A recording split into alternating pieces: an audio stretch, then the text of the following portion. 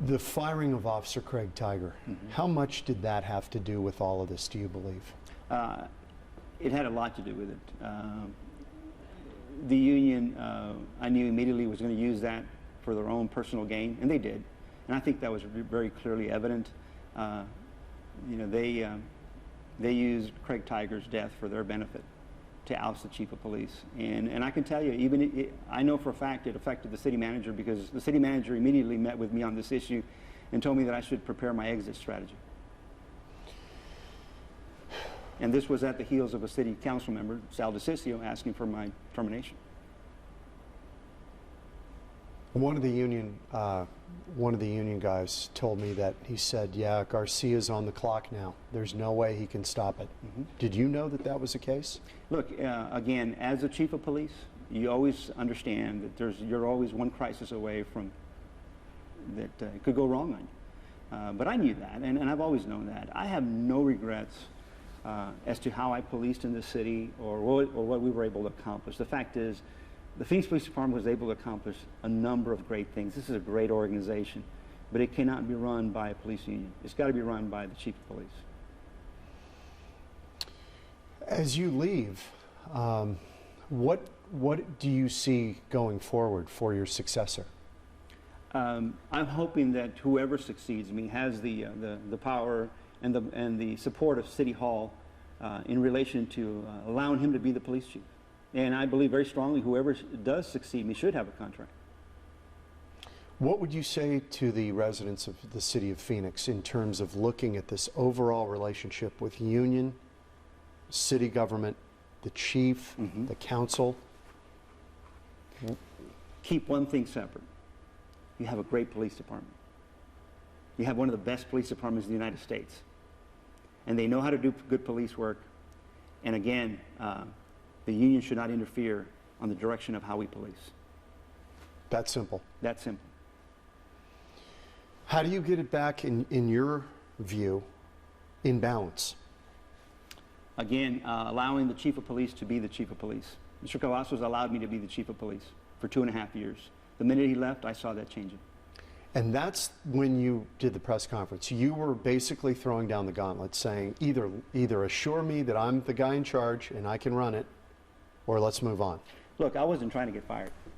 I gave the city an option in that press conference. Allow me a 2-year contract to stay here until December 31st, so that everybody knows who the boss Absolutely. is and how far. Absolutely. That's what any owner does in a sports team. People complain, this is not the right coach. What does he do? He gives them a contract. Discussion's over. Let's move forward. That's what you wanted. Absolutely. Is there anything you do differently, Danny? No. Again, I'm proud of the fact that we had 3 years of calendar years of crime reduction here, and we were able to come in under budget. But I'm so proud of the men and women of the Phoenix Police Department. This is a great organization, and this community is very lucky to have a police department that cares about its community.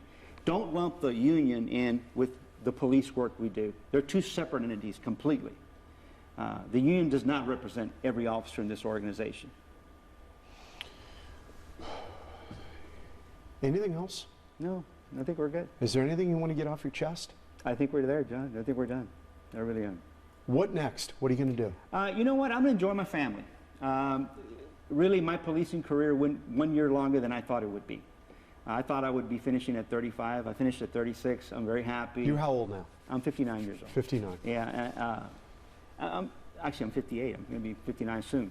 I'm very happy with where I'm at in my career. I walk away with my head high, that I know I made a difference in this organization, and I know I've made a difference in police work. And you always want to take that with you. You want to continue that as much as you can when you love policing as much as I do. And I know the men and women of this organization feel the same way. They understand that. It's hard to put it away. That's the tough part. Would you entertain another chief job somewhere? You know what? I don't know. I really don't. You know, I've been doing this a long time, and I deserve some time to enjoy my family, and that's always been my priority, and it will continue to be my priority. But there's something really comfortable about getting up these past few days and going, you know what? I've done my duty. I've done my duty. When I look at what happened to me, I don't consider myself terminated for insubordination. I was terminated in the line of duty. I was doing my duty. That's an interesting way of looking at it. You were following what you felt was the right path. Not only from a policing perspective, but from a principles perspective and my passion for policing, for the citizens and my officers. Is Phoenix still going to be your home? You know what? I plan to enjoy Phoenix as long as I can. I love living here. I love Dallas as well. And my kids are in Dallas, so that's where I know I'll retire to eventually. But I'm hoping to keep my home here as long as I can. I love the community. I love being here. It's a great area. All the stuff about your, you being the guy in charge, that you felt the buck stopped here and you're the guy in charge, how did that get turned into, he's a tyrant, he doesn't listen to anybody? How did that all happen? You know, I think this was a tactic that the union was trying to use, portraying me as this rough-sided individual. And you know what? And I always equate this to something that's kind of different.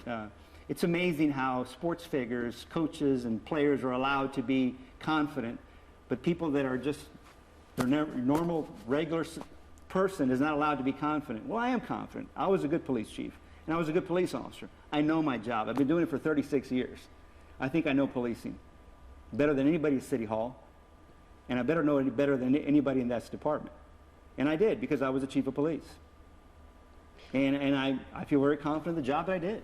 Is Phoenix a safe city? When you look at cities around the country, is Phoenix actually a fairly safe city? It is. It is, because of the commitment of the men and women of the Phoenix Police Department. They go out there every single day, and they lay it on the line for us. And the only regrets that I had is that, you know, you don't walk out of here unscarred.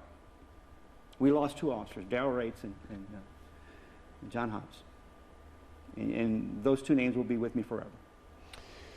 One final thing. Do you worry about where we're going in this country concerning race relations, policing of the minority community, all of this stuff that's flared up in Ferguson and New York City across the country? It's a sad time, and not only for policing, but for our communities across the United States. You know, I swear I feel like I woke up in 1980 again, and we're going through something we've already been through and had... Do you think some of the angst out there is justified? You know what? I believe that maintaining the highest policing standards is something that it's real, and it should be a goal of every organization, and certainly it has been with the Phoenix Police Department.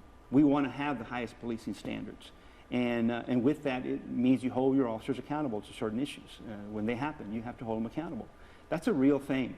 But again, we can't tell people how to feel, but when you're out there and you're demonstrating and you're doing it peacefully, that's a good thing.